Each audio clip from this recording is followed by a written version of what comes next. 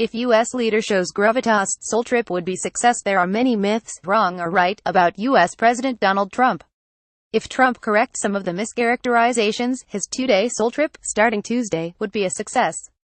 True, expectations for his visit are quite low, as shown by his host President Moon Jae-in's call for restraint on demonstrators who plan to follow him around in protest of his bellicosity against North Korea, pressure tactics for revision of the KORO's Free Trade Agreement (KORO's FTA), and his close ties with Japan's ultra-nationalist Prime Minister Shinzo Abe. Here are some key challenges for Trump. Is Trump eager to go to war with North Korea? His rhetorical bombs say it all. He threatened to rain down fire and fury on the North, presaged quiet before a storm, and vowed to totally destroy the country. Then, there is a stream of news capturing his disregard for the lives of Koreans, him being quoted by Senator Graham as saying, "If thousands die, it would be thousands there in Korea." Any conflict with the North could result in the deaths of millions on the Korean peninsula and a potential nuclear World War III. However calm Koreans are reported to be about the Trump war of words. "We cherish our lives as much as Americans do theirs and feel scared by the outlook of war." Is Trump for ditching KORO's FTA? This trade issue is about more than just dollars and cents, rather a matter of trustworthiness. The two countries' trade deal was made on a consensual basis. True, the deal can be revised or ditched as with any treaty, but Trump ambushed President Moon in a post-summit press meeting in Washington and gave South Koreans a collective sense of humiliation.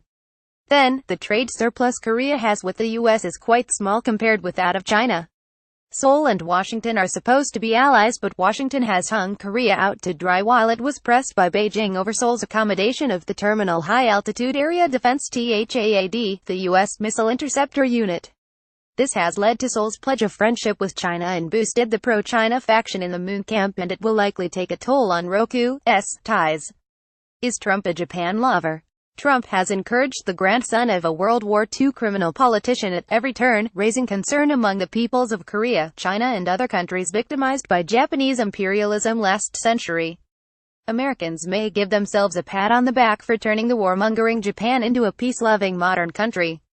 But don't be mistaken. If given a chance, Japan would turn back into the monster that made Asia into a killing field. The problems Trump faces are complicated, but the solution can be rather simple.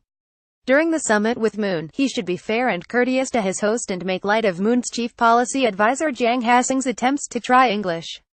Trump should make a big deal out of his National Assembly speech to produce an articulated foreign policy worth being named the Trump Doctrine that persuades the North it has no other choice but to choose peace. If Trump should end the speech, "Gotchi gaps at a let's go together," it would go a long way to reassure the Koreans. Fools be at koreatimes.co.kr